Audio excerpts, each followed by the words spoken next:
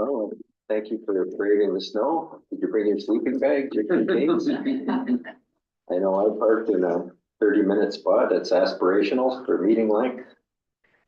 But I guess if I'm towed, I'm towed. So I'll call to order and ask if anyone has a pecuniary interest to declare. Seeing no indication, we'll move on to amendments and approval of the agenda, and it's a whopper. The attachments are. Would someone care to move the approval of the agenda as presented? Sherry, second. Marielle, any discussion? All in favor, raise a hand. Carried. Delegations, I'm not aware of any tonight, and correspondence, there's none listed. The minutes have been circulated for January 8th meeting. Has everyone had a chance to give them a good go over? Would someone care to move their adoption? Or acceptance, I guess. Councillor Lucas, second. Andrea, any discussion or comments? All in favor, raise a hand.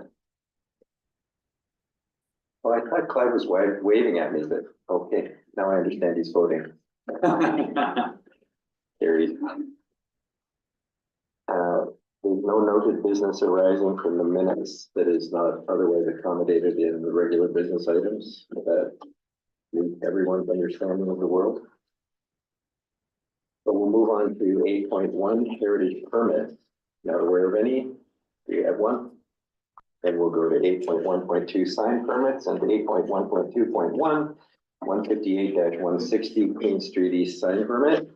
And you can find information on page 17 in the packet. And we have a recommendation that we receive the report and that we support the window sign permit for this address. Any questions or comments or discussions or Yeah, I'm happy to speak to it considerations? if there's any questions. I think one thing just worth noting, last year, this committee would have approved a sign permit for O'Grady's at its former location. Unfortunately, that new sign won't fit on the signboard at their new location. So my understanding is they're going to hang that somewhere in the store as just kind of a decorative element. And then they're doing the window stickers as their storefront signage now.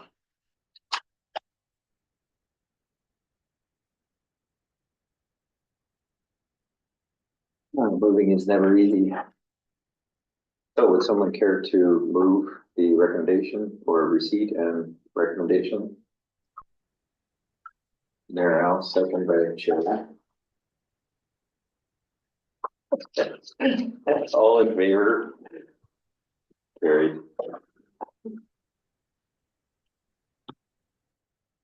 Yes, I'm readapting to a blended meeting. And used to be either all video or all in person. All right. Heritage grant applications, none? There are none. So now that the budget is passed for 2025, we can start approving those. So I have distributed 3 applications, I believe. And we've received a lot of CIP applications already. So Grant and I are anticipating it being a highly competitive grant year, and that's depleting that fund early in the year. All right. 8.2 museum business. 8.2.1 recommendation that the February monthly report museum and archives be received for information. So just a couple of things I wanted to highlight. So I included 2024 highlights in the back of this report as well, just to give you a snapshot of the year. But in terms of just the past month or so, we've submitted our grant applications for 2 Young Canada Works students as well as a Young Canada Works intern. And the job posting for the students closed on Monday, and we're just working on setting up interviews now. So we received a number of good applications, so we're feeling good about that. We received feedback on our emergency and disaster plan from CMOG finally. And we received a 10 out of 10, which is great. Last year, we received a 6 out of 10 for a plan I thought was just as good as this one, so I, we'll take the 10 out of 10 and run, but I'm still not quite confident in their grading scale. But I know this committee gave a lot of good feedback on that plan, so thank you.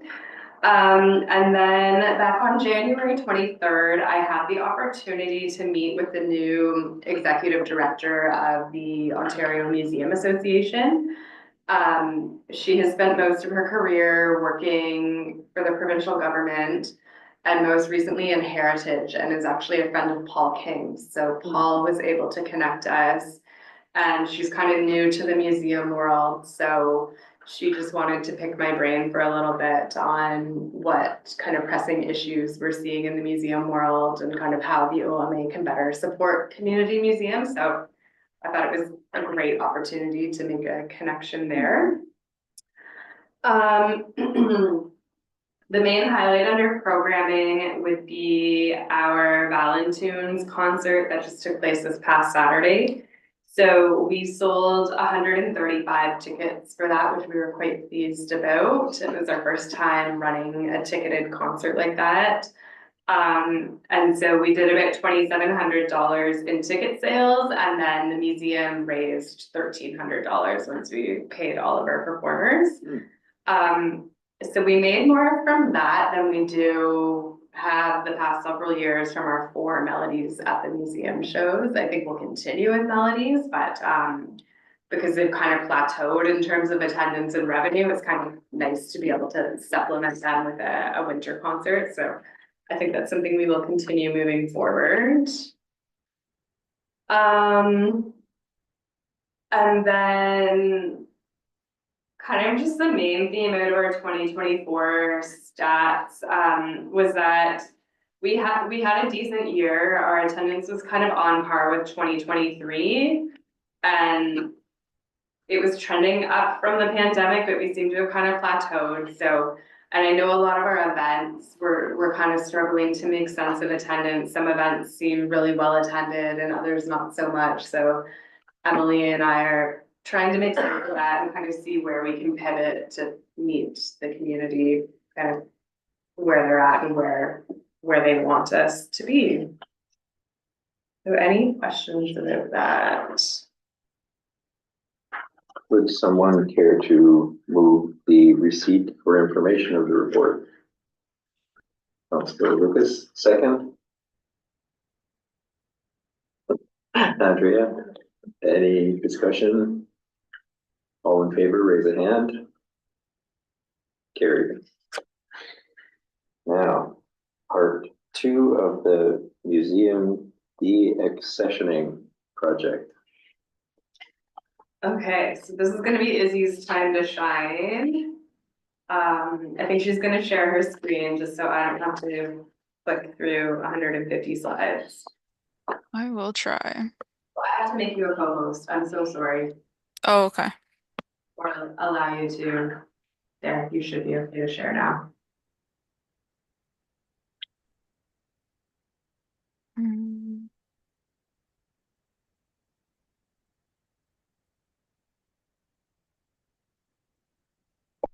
Can you guys see that okay? Sure can. Can you hear me okay? What about you, Clive? Are you good? Okay. All Yep. good there? Mm-hmm. Oh, perfect, thank you. Okay.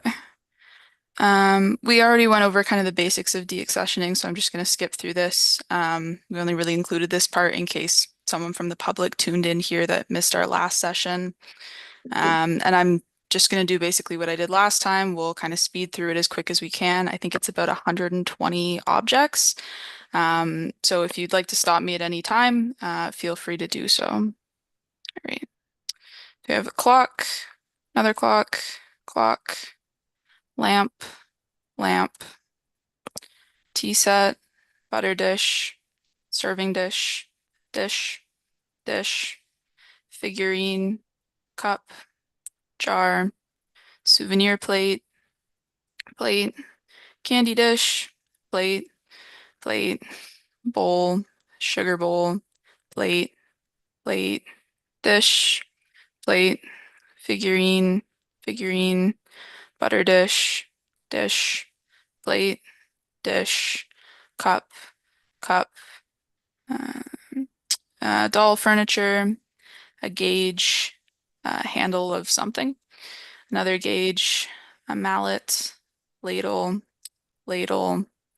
jewelry box, mallet, stereoscope, gauge, plane, framed print, stereoscope, rake, stereoscope, letterbox, a brush, clamp, plane, an iron, another iron, pitcher, scale, baking pan, muffin pan, a component of something, handle, carpenter square, gouge, nail, maybe, chisel bit, chisel, awl, chisel, chisel, chisel, chisel, chisel, hammerheads, a wrench, fruit peeler, draw knife, skates,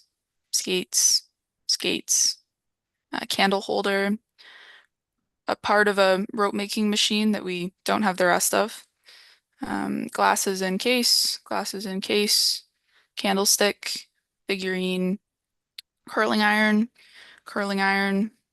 cream skimmer, pocket knife, crimping iron, a trap, razor, comb, glasses and case, glasses and case, glasses and case, an iron, cup, more razors, teapot, coaster, glasses, plate, tin, beater, awl, lantern, skates, curling iron, box, awl, meat grinder, cookie cutter, draw knife, helmet.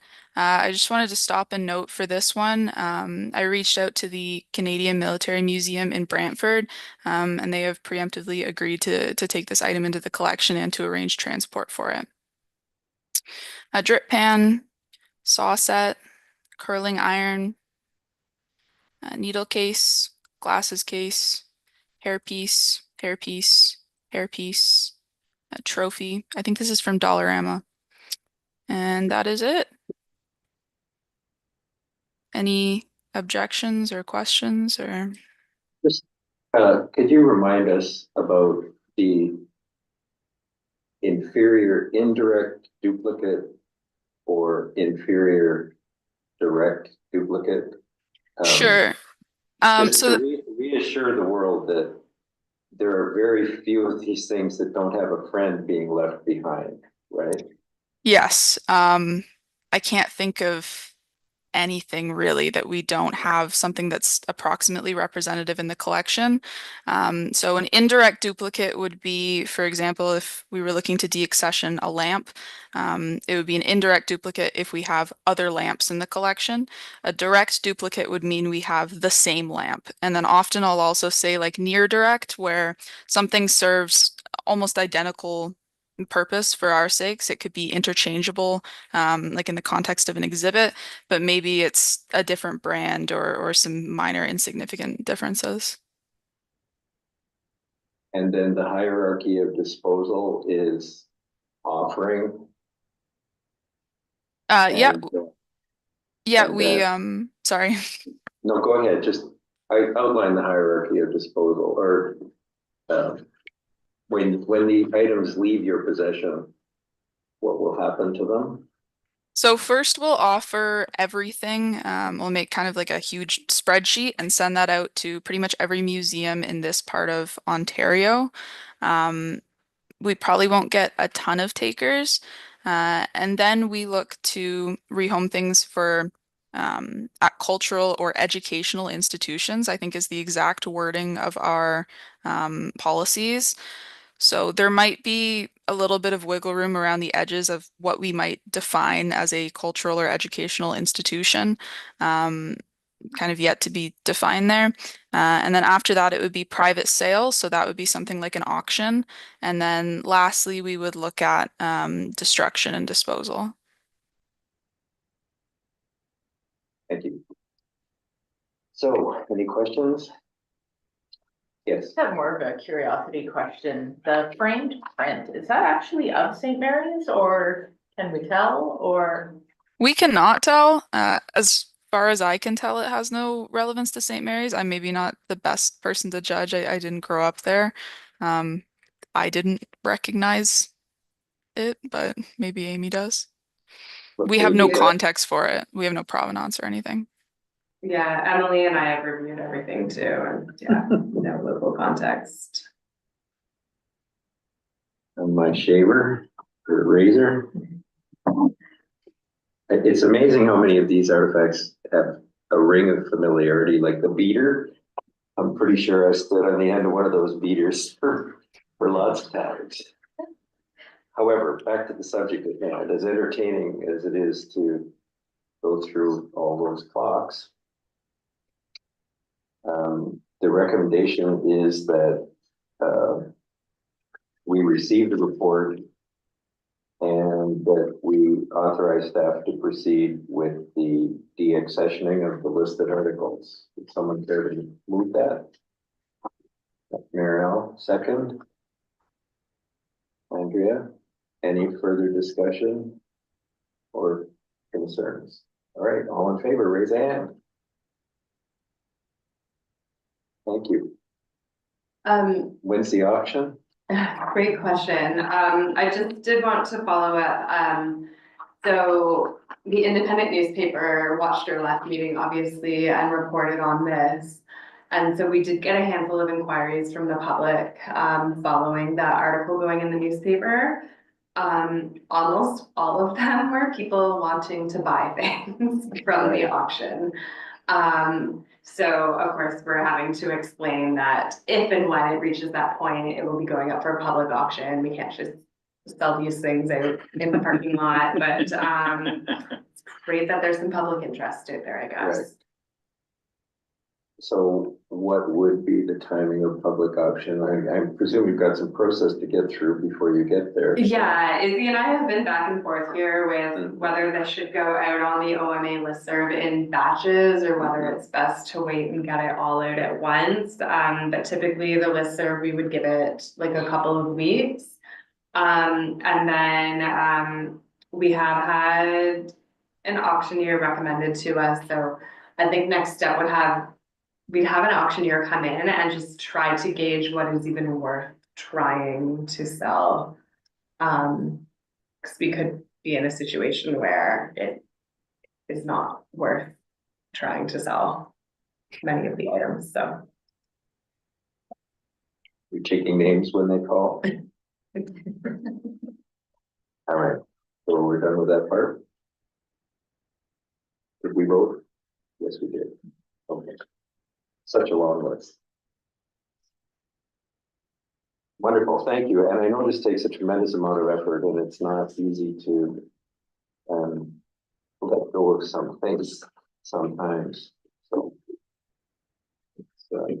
it can't be the favorite work of people who save stuff for a living.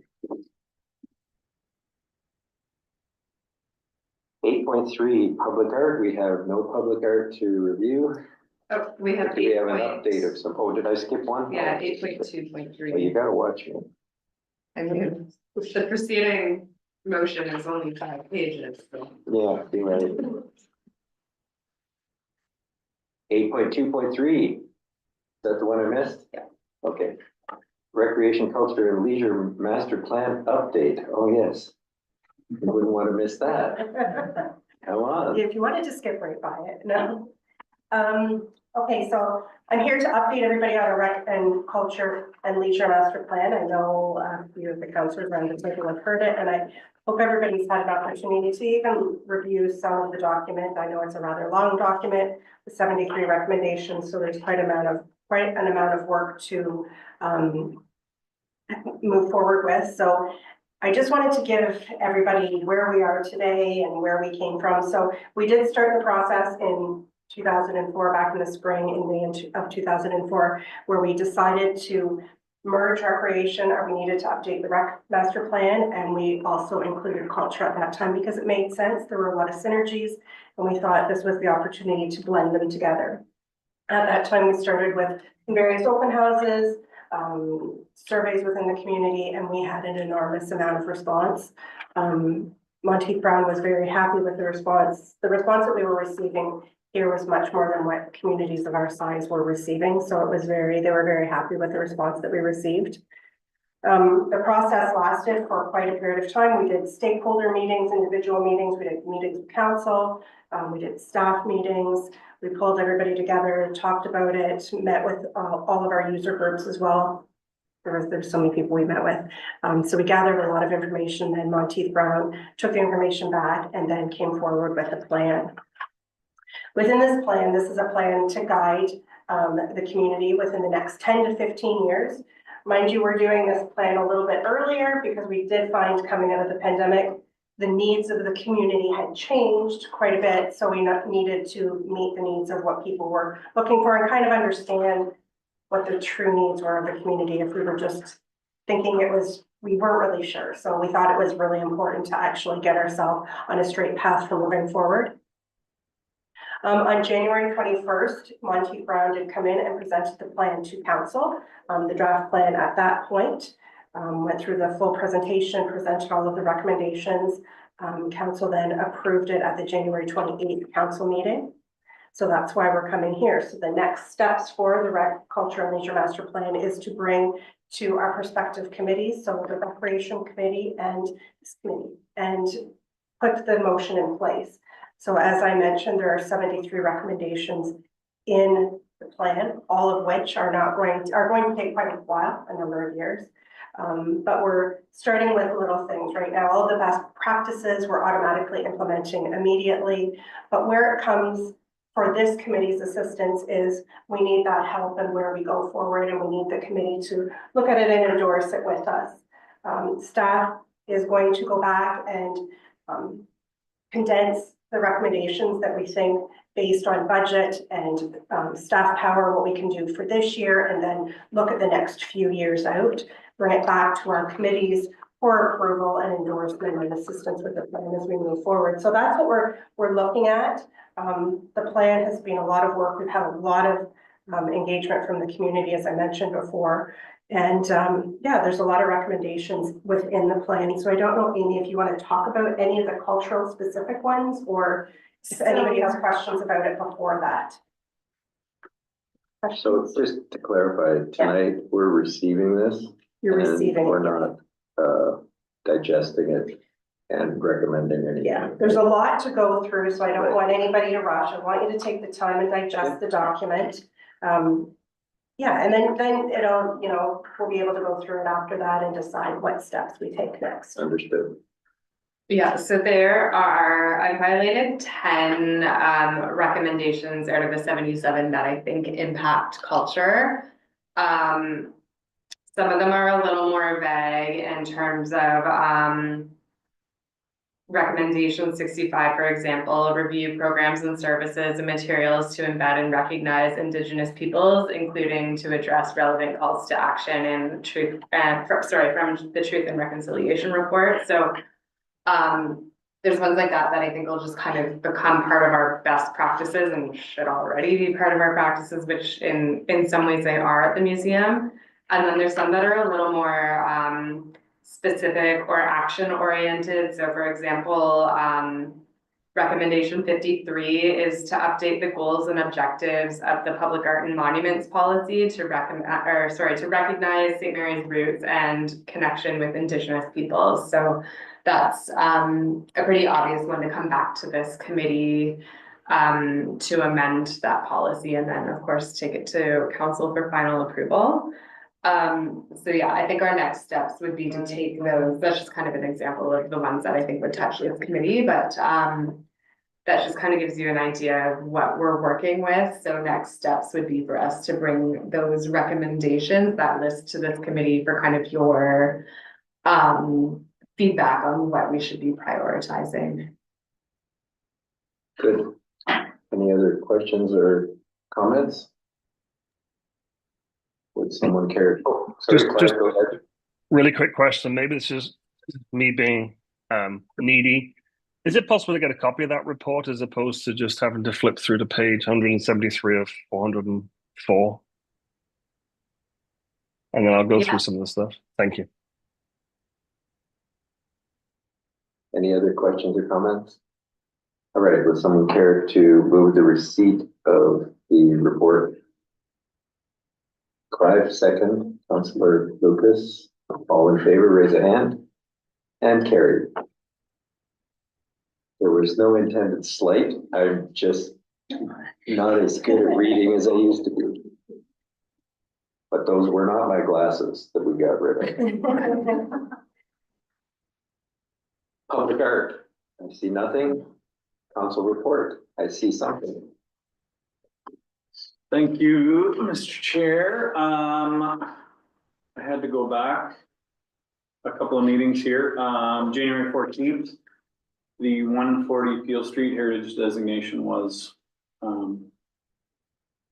approved, I guess, or finalized by council. It had gone through all the appropriate steps, so that was good news coming out of this committee. That was about it for that meeting as far as we were concerned, and then our strategic priorities was the Rec and Leisure Master Plan. So we spent several hours going through that already, so that's good. It's good to see it coming to this committee and pulling out what's relevant for this committee. I think that's important. And then we had just FYI, our January 28th, we finished our budget and we finished at 3.63 for a property tax increase. So all of us taxpayers, that's where we landed on that. And then last night we had a council meeting. Not a whole lot I felt was relevant necessarily to this committee, but the one thing I did point out maybe from more of a cultural thing is the Lynn Park. We're talking about doing some updates to the Lynn Park. We had applied for grant money. We didn't get grant money. But the DCVI, there's a high skills program at DCVI. So the coordinator of that has reached out to town staff. And I think they're going to coordinate having the high school kids involved with creating kind of a plan for that park and execution and some neat stuff, which may include some art. And so I think I reading through that in the agenda, I thought it was really, and listening to what was going on, I thought that was a really neat initiative, I think, to get youth involved and you know, keep them engaged with what's going on in the community and stuff. So I think that's a really good news story for us. So, and other than that, I feel like that's all I've got. Thank you. Is my refugee at any risk in the Lynn Park development? No, I don't think so. Okay. Because it's one of my key points on the tour. Marel, did you have anything to add?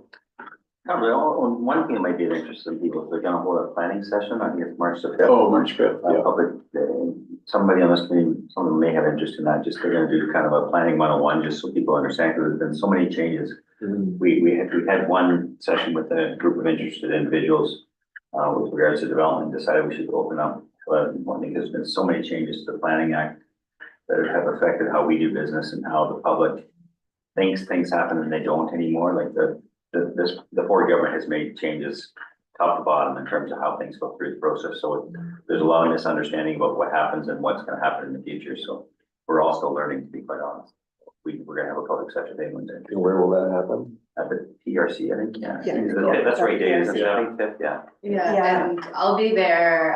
Grant's asked me to be there in case any heritage questions come up that evening. I don't think there's like any hot heritage issues that we anticipate being brought forward, but just good to have heritage representation at that type of Yeah, meeting. because there's certainly been a lot of changes with that too. It does a lot of things. Mhm. Thank you. Any other questions or concerns for elected official participants? Thanks, good report. Other business, does anyone have any other business? Yes, Andrea, I can update on the downtown service relocation wonderful. review. We, members of the committee as well as relevant, town staff took a field trip a few weeks ago to the, let me get the name right, to the Idea Exchange, former post office structure in Cambridge. And that was really interesting. It was the former post office building was built 1880s, let's say, and then the additions added on to it that were from the early 2010s, no, mid 2010s. A combination library, but not for books, but for library services and programming, and then public space there. So that was a really interesting structure to visit. And then we also had time to tour one of the current library with books branches that had a museum component, or sorry, not a museum, a gallery component added on to it. And that structure, it was built in the 1960s very clearly, and the addition, how it melded in, was a neat tour. And then we have a follow-up meeting at the end of February. I'm not sure the exact date because it's changed about a million times, trying to accommodate schedules. But in terms of next steps, and this is from the CAO, the project plans call for the committee to review the space needs analysis, revise as necessary, and recommend it to council. That's what we had done at the previous meeting, sort of a brainstorming session, you'd call it, just sort of highlighting what we wanted to see happening in the building. So things are beginning to move on it, and that's exciting. Thank you. Any questions or comments? Is that Galt, Cambridge? Yeah, that's all. It's really worth a visit if you're ever down Yeah, the way. it's great, great area. We don't have that kind of money, but the reality is what they've done with the building is unbelievable. Mhm. That whole area, I love that area. Yeah. Golf's awesome. It's incredible. They've done. It's Yeah. not unfamiliar to a St. Mary's person, the little dam, restaurants, Mhm. the heritage Mhm. buildings, it's quite. Different conservation authority, but that's another conversation. But all fire flows downhill. Thank you very much, Andrea. Appreciate your report. Upcoming meeting, March the 12th at 6 o'clock. Business requiring.